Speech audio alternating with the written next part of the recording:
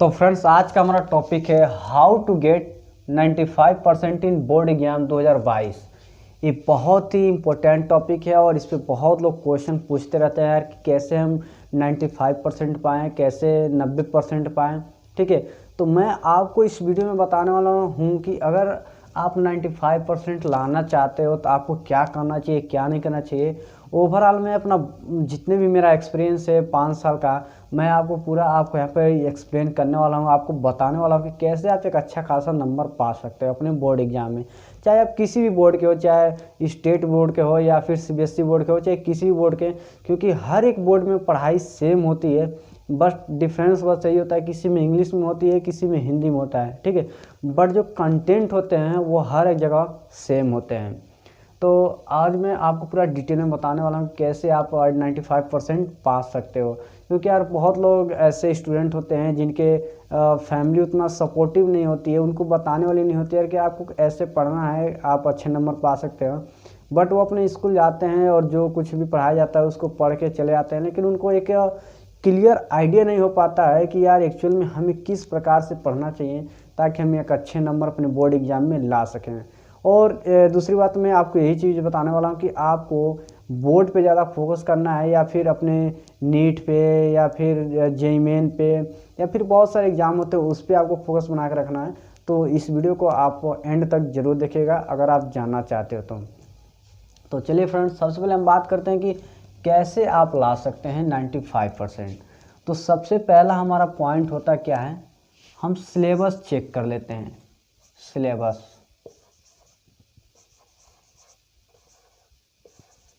ठीक है, इस सिलेबस को चेक करने का मेन मतलब और मेन फ़ायदा क्या होता है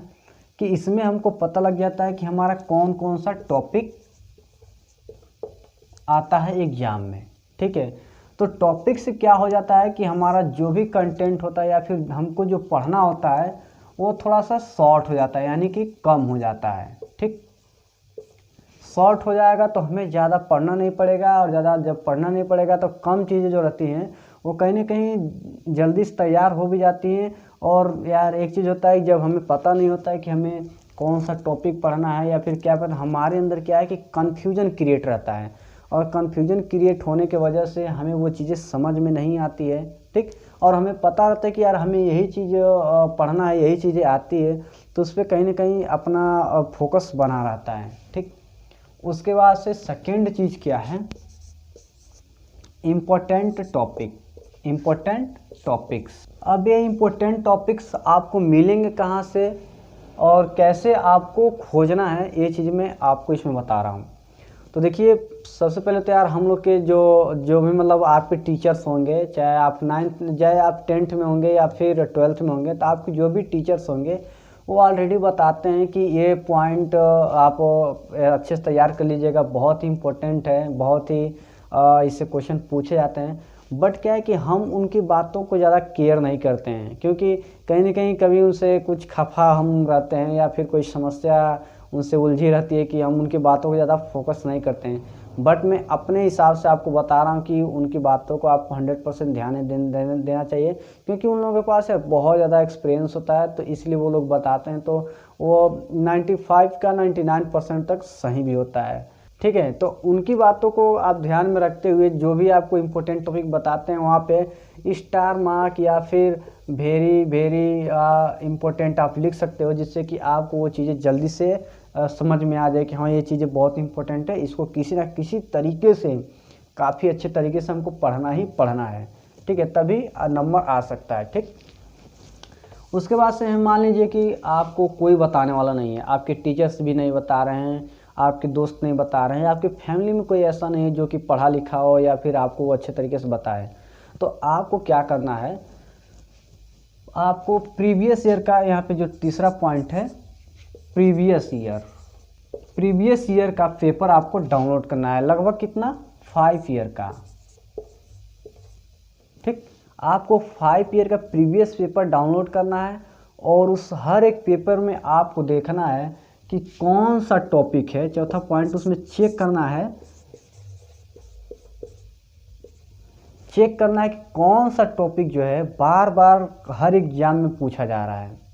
ठीक, जो एग्ज़ाम जो मान लीजिए 3 पेपर में, 2 पेपर में, 4 पेपर में अगर एक ही टॉपिक से क्वेश्चन आ रहा है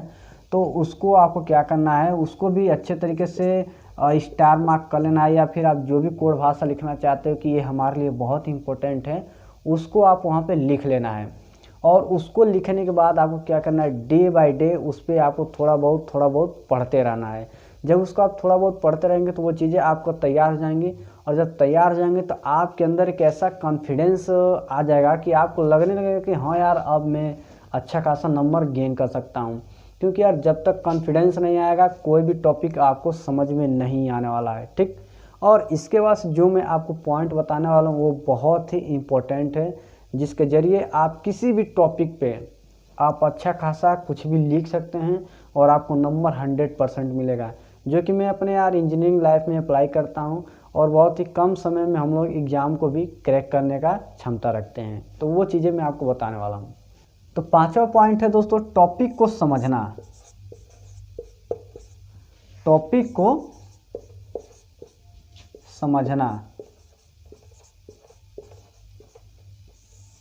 देखिए ये भी बहुत ही इम्पोर्टेंट पॉइंट है, क्योंकि इसमें समस्या क्या होती है कि हम कोई भी टॉपिक उठाते हैं उसको पढ़ने के लिए पढ़ लेते हैं, लेकिन वो चीज़ें हमें लंबे समय तक याद नहीं रहती है। जब तक उसमें हम पढ़ते रहते हैं तब तक वो चीज़ें हमें याद रहती है, लेकिन लंबे समय तक वो चीज़ें हमें याद नहीं रहती है। तो उसको आपको क्या करना है, जैसे कि कोई भी टॉपिक आपको लेना है, सपोज मान लीजिए कि हमने यहाँ पे मोशन टॉपिक ले लिया, ठीक है। अब मोशन, अब बहुत लोग को ये भी समस्या हो जाती है कि बहुत भी ऐसे टॉपिक होते हैं जो इंग्लिश में वो मतलब कि समझ में नहीं आते हैं, अगर वो हिंदी में रहती है तो लोग सोचते हैं कि यार हमें अच्छे तरीके से समझ में आ जाएगा। तो राइट है, तो आपको बस क्या करना है, मान लीजिए अगर मोशन का आपको नहीं समझ में आ रहा है कि मोशन मतलब होता क्या है, तो इसका आपको हिंदी में ट्रांसलेट करना है, या फिर चाहे आप डिक्शनरी से सर्च करिए, चाहे गूगल से सर्च कीजिए कि मोशन का हिंदी क्या होता है। तो मोशन का हिंदी होता है चक्र, ठीक है। अब आपको ये चीज़ें क्लियर होंगी, क्योंकि ये चीज़ें आपने सुना होगा, देखा होगा, तो आपके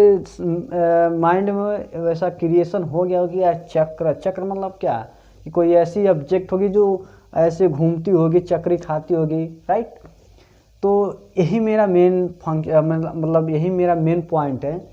कि हम लोग देखिए क्या करते हैं, जब भी हम कोई भी टॉपिक पढ़ते हैं अगर वो समझ में नहीं आ रहा है तो उस पॉइंट को हम काफ़ी अच्छे तरीके से उसको सर्च करके उसके बारे में सोचते हैं, ठीक है। सपोज मान लीजिए यहाँ पे जब मैंने मोशन लिखा, मोशन का मतलब चक्र हो गया, तो आपके दिमाग में एक ऐसा इमेज क्रिएट हो जाना चाहिए, ऐसा इमेज क्रिएट हो भी सकता है कि यार चक्र, चक्र चक्र चक्र क्या है, चक्र मतलब कोई भी वस्तु रोटेट कर रही है, कोई भी वस्तु नाच रही है, उसको हम लोग क्या बोलते हैं, वो चक्री खा रही है, ठीक। तो ऐसे ही जितने भी आपके बुक्स में टॉपिक्स होंगे, अगर आप उस टॉपिक का हिंदी में ट्रांसलेट करके उसका मीनिंग वहाँ पे लिख देते हो तो वो चीज़ें आपको बहुत आसान हो जाएगी। और जब उसको आप अच्छे तरीके से ध्यान में जब पढ़ना स्टार्ट करोगे तो कहीं ना कहीं उसी से रिलेटेड उसके अंदर कंटेंट आपको मिलते जाएंगे और वो चीज़ें आपके दिमाग में सेट होती जाएंगी। और कभी भी कोई भी पूछ देगा व्हाट इज मोशन, ठीक है,